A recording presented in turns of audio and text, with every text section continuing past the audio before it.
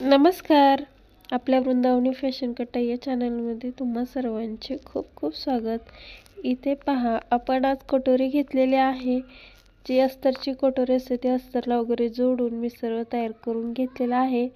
आता आपल्याला कटोरीला सुरुवातीला आपण जसं नॉर्मल टक्स मारून घेतो त्याच पद्धतीने इथे आपल्याला टक्स मारायचा आहे. आणि कटोरीला टोक येऊ नये म्हणून काय ट्रिक करायची आहे आपल्याला ते तुम्हाला मी पुढे सांगणार आहे. त्यासाठी तुम्हाला हा व्हिडिओ शेवटपर्यंत पाहावा लागेल. फक्त 2 मिनिटाचा व्हिडिओ आहे, तर प्लीज शेवटपर्यंत पहा.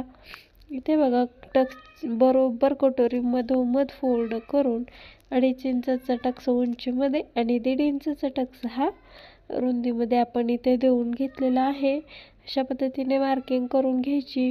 मी इथे तुम्हाला बघा कटोरीला टोक आता सध्या कटोरीला टोक कमी असणारेच ब्लाऊज घालायला म्हणजे चॉईस करतायत किंवा आवडत आहे लोकांना, बायकांना, की कटोरीला जास्तीत जास्त टोक नको आहे. जर अशा पद्धतीने आपण नॉर्मल शिवलं तर पाहू शकता कटोरीला व्यवस्थित भरपूर असं टोक येतं, तर ते नको आहे. तर त्यासाठी आपल्याला काय करायचं आहे, इथे बघा आतल्या बाजूने आपण ही अशी एक अगोदर टीप मारून द्यायची.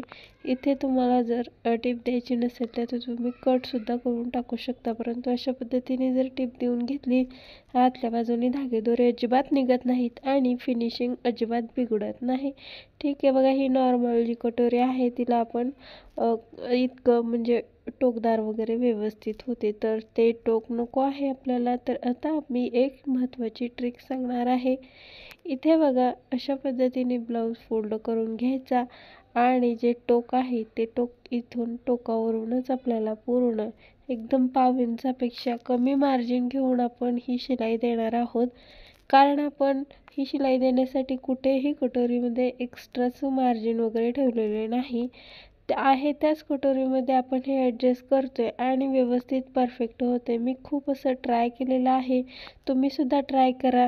ही ट्रिक कशी वाटली हे मला कमेंट करून सांगा. व्हिडिओ आवडला असेल तर लाईक करा. चॅनलवर नवीन असेल तर चॅनल सबस्क्राईब करून ठेवा. धन्यवाद.